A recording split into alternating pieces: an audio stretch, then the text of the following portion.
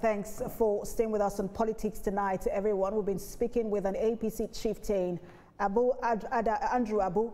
He's been talking to us about some of the cracks, he believes are in the APC as a result of what's happening or what happened in Gombe State. But now we're going to turn our attention to Benue State, where there was an attack in a Yewata community in Goma local government area just recently, and over 100 people lost their lives. Today, the president was there assuring the community and the state of security, and that security challenge will be resolved. He also put together a committee, or asked that a committee should be put together to look into this crisis with the aim of resolving it. Let's continue our conversation with Mr. Andrew Abu. What do you make of what happened or what has been happening? Because this is just an escalation. This is a long time, an issue that has been existing for a really long time. But what do you make of the recent escalation of the crisis in Benue State? Okay, there has always been crisis between the herders and the farmers in Benue State. And it has been a huge problem in that state.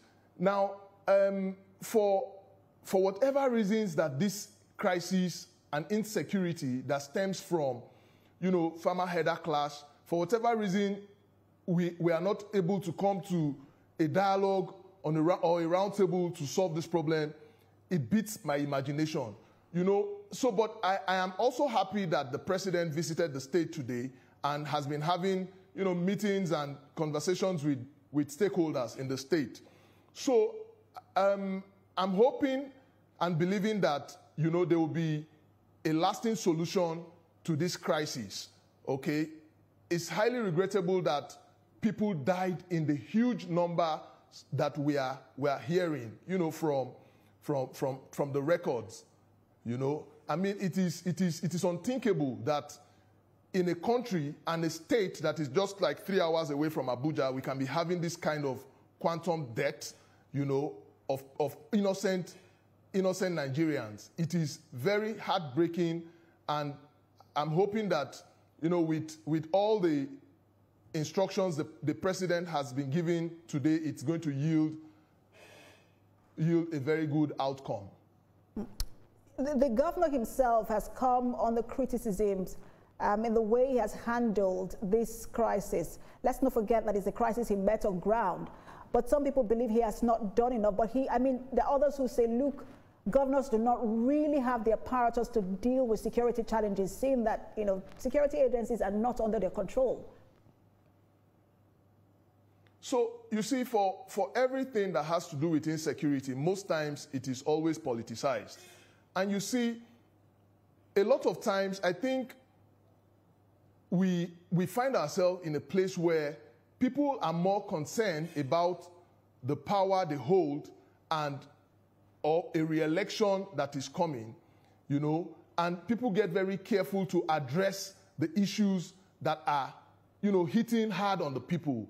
So I think at this point, everybody needs to know that the situation of Benue, Plateau, and Nasarawa is a very serious situation that needs urgent attention.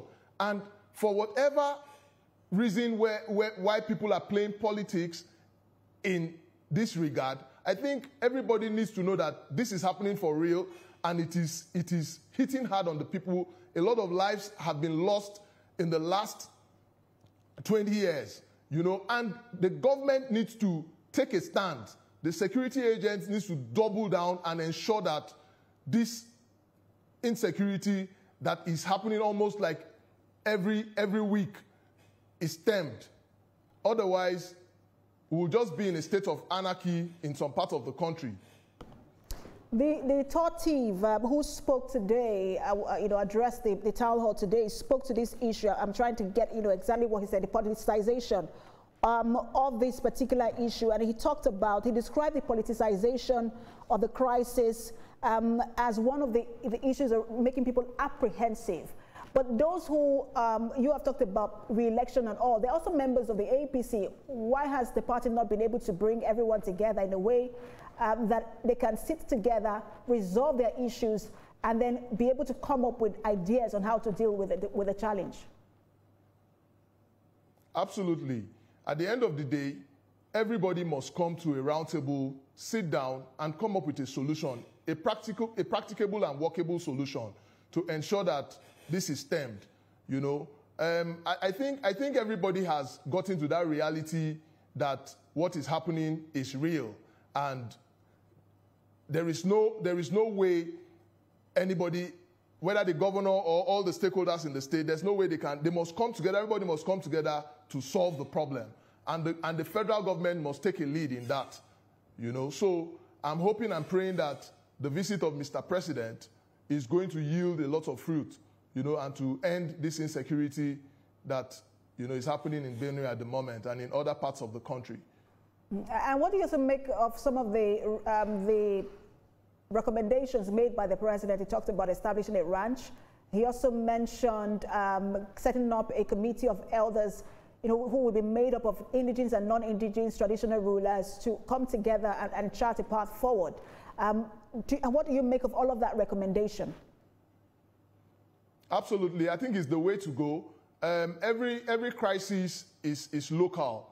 Okay, so traditional rulers and all the leadership of the headers, they need to sit down and, you know, find a lasting solution. So yes, it's a very welcome development. We're praying that they see it through, and everybody is going to come to the table with sincerity to end this crisis.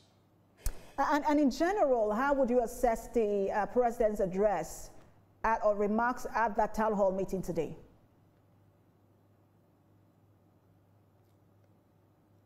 I missed your question, sorry. I said in general, how will you assess the president's address at the town hall today?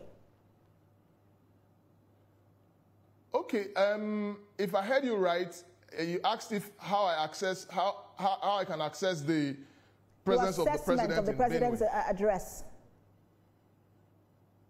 Okay, yeah, I think it's a very good one for a start, and most importantly, at least there is this reassurance from the people that the head of government is concerned about their plight, and he has come to show that empathy, you know, himself, you know. So I think it's going to go a long way, you know, to at least give the people confidence and also ensure that, you know, all this will just go away.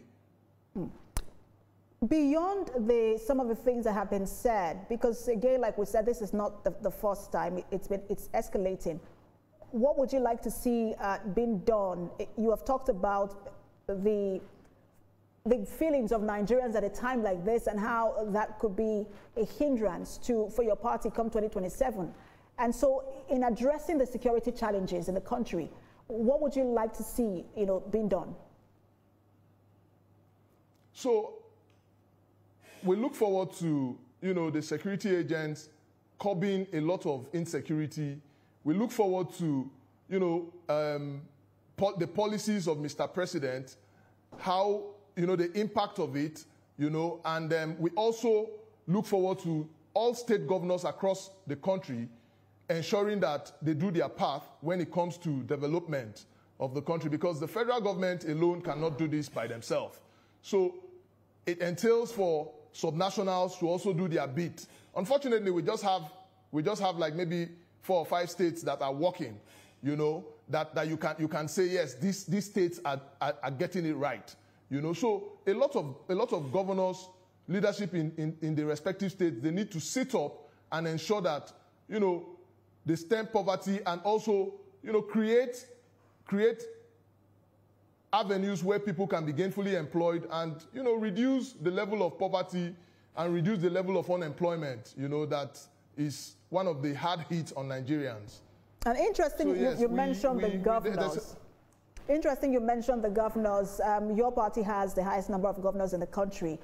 How would you also assess them? Because again, we all look to the center, but, you know, governance is very local, and the governors are the one who really are in charge of governance in their state. The president said it again today, that everything rises and falls on the governors. Do you agree with that statement? And then how do you think the governors are necessarily doing enough to also help the outlook, you know, of the president?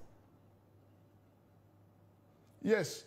So for everything that has happened today, you know, with the presence of the president, I think it's a good narrative, and it is reassuring, and also it helps the people, you know, to still have that renewed confidence, you know, in the state of things in the nation. So yes, I am happy that, you know, at least there's a development, a serious development in that regard, and we're hoping and praying that it will yield results in the end. All right, thanks so much for your time, Mr. Andrew Abu, who is an APC chieftain. Thank you.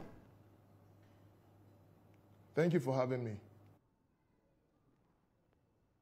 All right, that marks the end of today's episode of Politics Tonight. But before we go, let's tell you that the views and reaction of our resource person is his and have no connection with TVC News. Meanwhile, you can watch the repeat broadcast of this episode at 1 a.m. You can also follow us on social media. We're on Facebook, Instagram, and on X at TVC News NG. For Politics Tonight, use the hashtag Politics Tonight. And we're also on YouTube, where you can watch the where you can watch more episodes rather of Politics Tonight. It's TVC News Nigeria. I am Precious Amayu. To have a great night.